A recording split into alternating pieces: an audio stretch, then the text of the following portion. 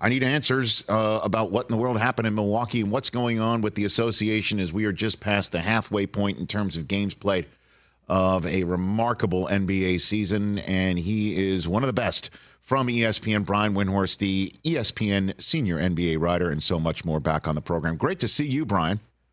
Hey, Rich, how's it going? I'm good. Why did the Bucks do what they did with Adrian Griffin?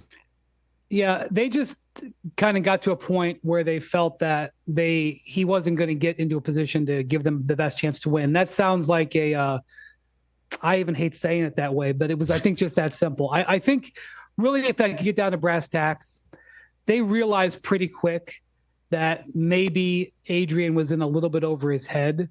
And look, if he had 3 years, maybe he would end up being a really good head coach. They didn't have 3 years. This team is built to win now, especially with Dame Lillard's age and the pressures on the organization in terms of just, in the NBA right now, it's hard to maintain your level with the rules are in place. They just didn't have time. And it was really apparent to, anybody in the league who was paying attention that team was floundering a little bit. I know their record is very good, but nobody looked at them and said that is a serious contender for a title, because you can't be a serious contender the way that they were playing. And so I think they were hoping that he would get into the season and he would sort of grow into the job. And instead, the opposite was happening. Rich, they were getting worse on defense. You can't take a team seriously.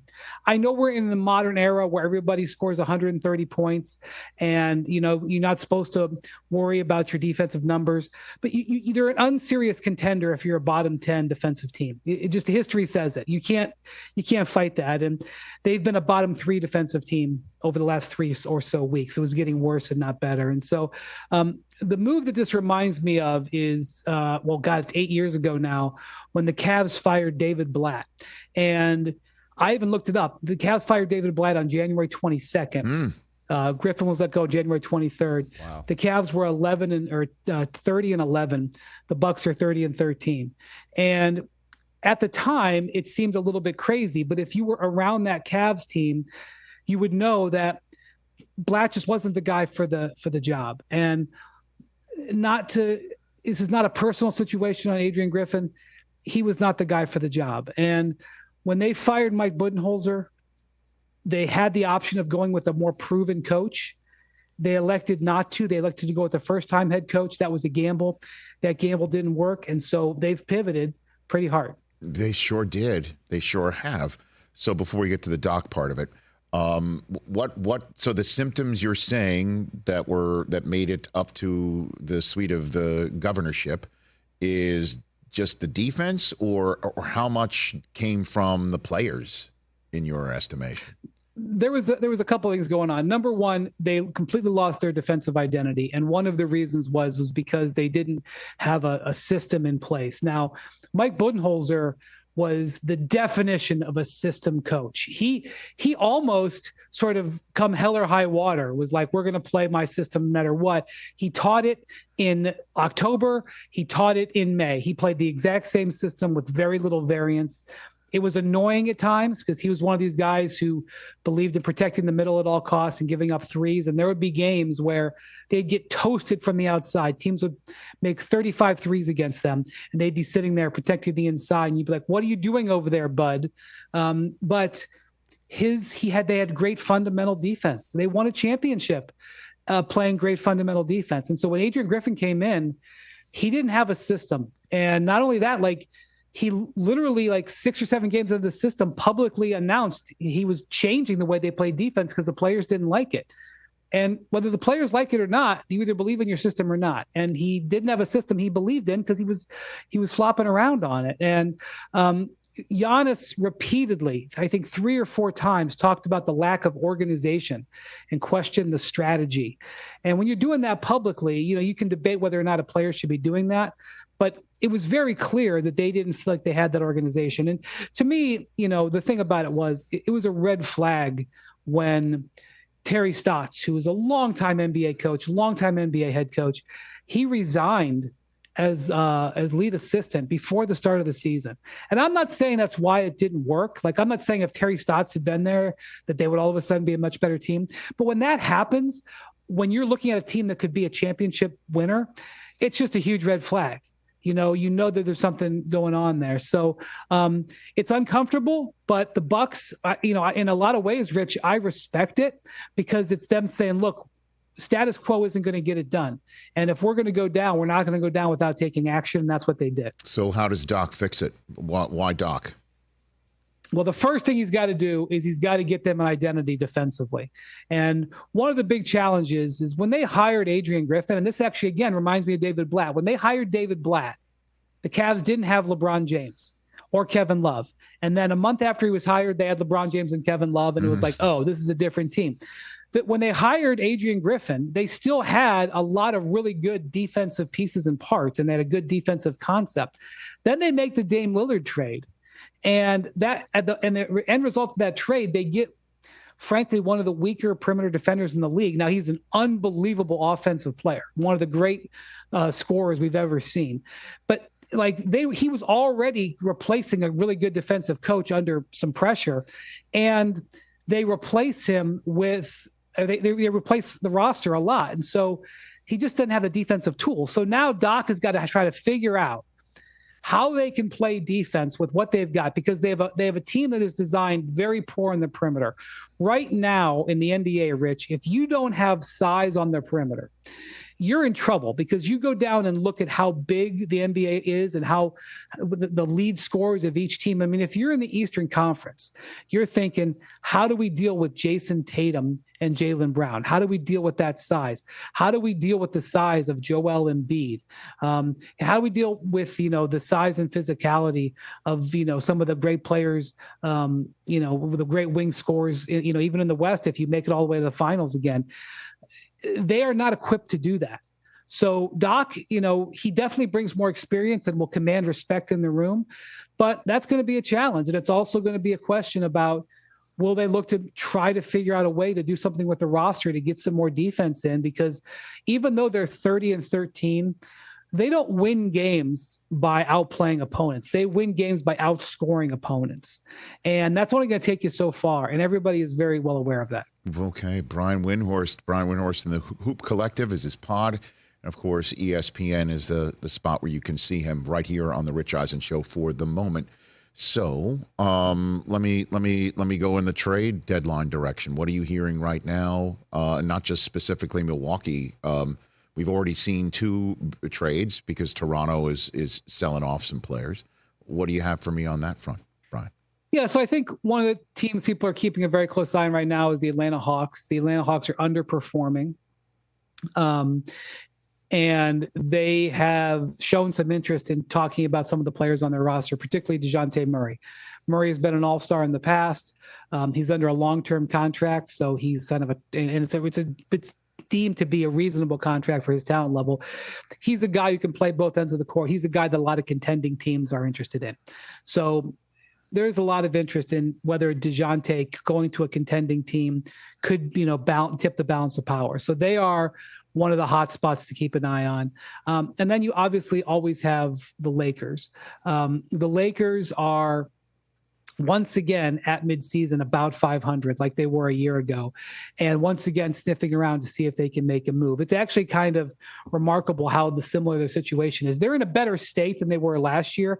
In my view, they're much deeper and they have much more versatility, but they're still underachieving. And so Rob Pelinka is looking to see if he can find a way to improve that roster. So they're out there scavenging and trying to find it. And of course, the Lakers and the Hawks, 2 teams looking to do business, have talked, but there's other teams out there interested. I mean, I think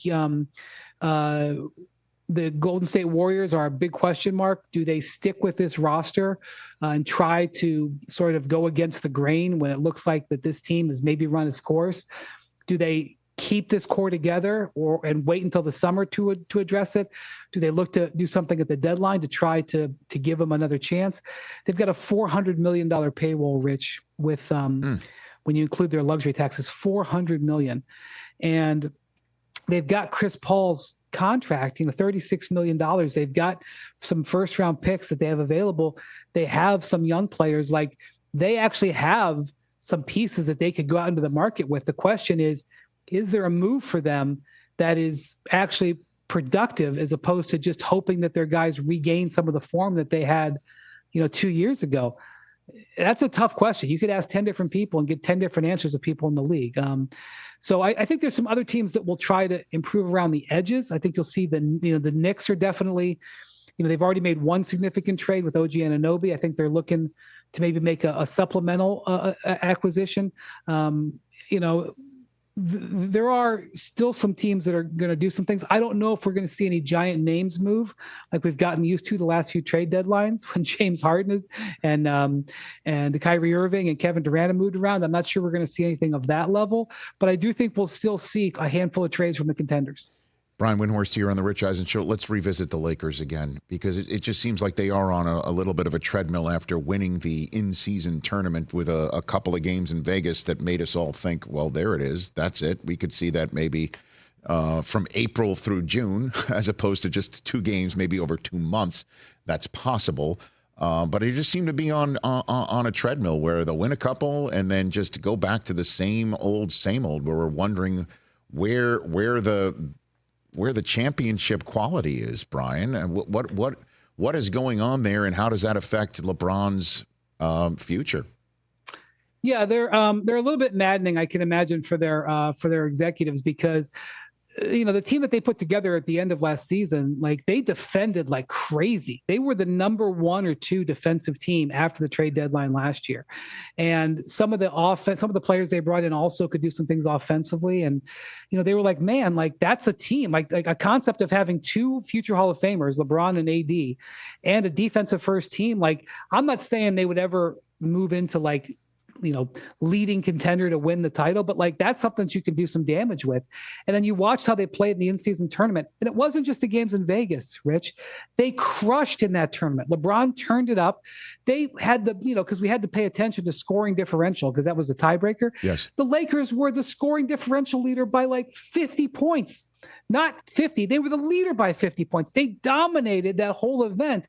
And so if you're their front office, you're saying, this is our team. We defend, we get AD and LeBron playing well, but we are now 40 plus games into the season. And I think AD has missed 4 or 5 games. LeBron's missed maybe 3. They haven't had injuries to their stars. Those guys have been there, and they're not getting the wins. And, in the last, couple of weeks, they've actually even gotten some really good play from D'Angelo Russell, who's been a guy who's been a disappointment this year. They re-signed him instead of like letting him walk and maybe trying to go find another guard. They re-signed him, and he was in a terrible slump. He was out of the starting lineup. He's come back into the starting lineup over the last couple of weeks and been awesome, put up some huge performances, and they've had a very favorable portion of schedule, and they're still basically 500. So, I think they're a little bit stuttered by the thing that their team is operating in significant way like they want it to, and it's not producing results when that team has produced results in the past. So there's not an easy answer here. And when you ask about LeBron, LeBron is 39 years old. He has an option in his contract, and his son might be in the draft. I think there's a good chance his son is going to come to the draft. He has said he wants to play with his son. These are all facts. I really can't see LeBron not being in LA. That said, he has never been on a 1-year contract with the Lakers. He has always extended. I think he's been there 6 years, and he's extended his contract. He's signed 3 different contracts. He's extended repeatedly. He is clearly leaving that option there. Not because he necessarily wants to leave, but because I think he just wants to have flexibility. He wants to see what happens. And, that's a reality the Lakers have to grapple with. Regardless of what LeBron's contract is, he's 39. When he retires or moves on, whatever, he's not replaceable. Like, yeah, they're the Lakers. People are going to want to play there. He's an unreplaceable resource. So, like, even if he was signed a contract for 5 years, they still would have the pressure of dealing with a 39-year-old who they need to try to take advantage of. Well, and I guess there is, let's just go there. Just the way that they handled Kobe's end of his career and how that kind of, cap strung them on occasion, but they wanted to have Kobe there. And, I'm wondering if they'll do the same thing with LeBron, although I don't know how much longer LeBron wants to play. Is it just 1 year with this kid? I mean, is there anything to inform all this? Because that not only informs what they do at the trade deadline, it's what they do in the draft. It's what they do for next year. And who knows, Brian? I mean, that's big. Yeah, there's a ton of unanswerable questions there. Yes. One, the Lakers don't even know if they're going to have their draft pick this year. There's this weird thing that the Pelicans have. The Pelicans have the option, and I think the deadline is like June 1st or something like that. The Pelicans have the option of either taking the Lakers pick this year or next year. And obviously it's going to depend on where the Lakers pick ends up. Like, are they going to miss the playoffs and be a lottery team? Are they going to get lucky in the lottery? It's unprotected, by the way. Even if it gets unlucky, if the Lakers miss the playoffs and it gets lottery luck, the Pelicans can take it. So I don't even know, like, forget about whether or not you think the Lakers should draft Bronny James or anybody should draft Bronny James. The Lakers don't even know as they operate today whether they're going to have a draft pick in this year's draft. So that's one complication. Second complication is I do think that LeBron could play multiple more years in the league. And also he's under contract for $50 million. His option for next year is $50 million, 50. I know the man is wealthy, but $50 million is not nothing. So, maybe he wants to play with his son, but maybe his son gets drafted by a team that says, yeah, LeBron, you can come play here, but we've got $10 million. That's what we've got. Like, they don't have, salary cap space. Is he honestly going to leave that kind of money on the table to move? I can't see that, but, I don't know. Maybe Bronny James doesn't get drafted at all. Maybe the best thing for Bronny is to go to a team where he can develop, not a team with LeBron on it, where he would, there would be a totally different set of circumstances. There's a ton of different things. All I can tell you is the Lakers are coming in under expectations right now. LeBron is 39. LeBron has an option on his contract. The Lakers don't know whether they're going to have their draft pick.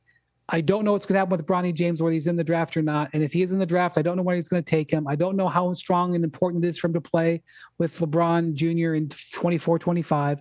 These are all unanswered questions. And that was what makes this kind of a fascinating thing to watch. No doubt. So just to put a point on it, based on what you said, it's possible it could come down to LeBron staying with the Lakers, comes down to the Lakers drafting Bronny, because that's what's obviously, and it makes total sense that LeBron would want to do that before moving on to the next part of his life. In a weird way, Rich, I know that this sounds counterintuitive.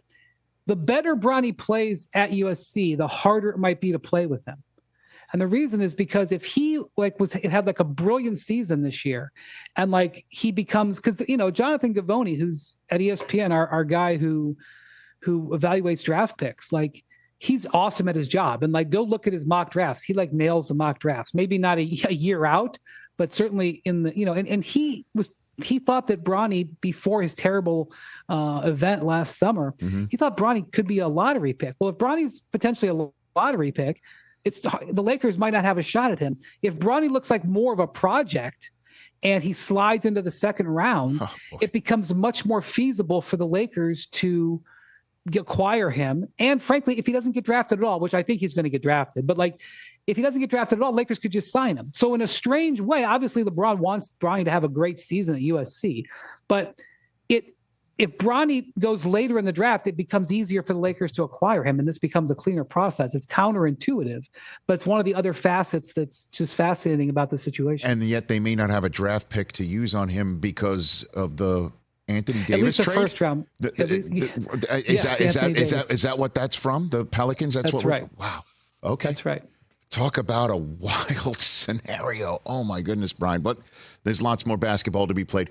Love chatting with you. Thanks for the time, Brian. Truly appreciate Thank you, it. Rich. Look for more of my texts and Zoom requests. All right. Take care, man. Enjoy this weekend. Thanks, bud. Appreciate it. At Windhorst ESPN.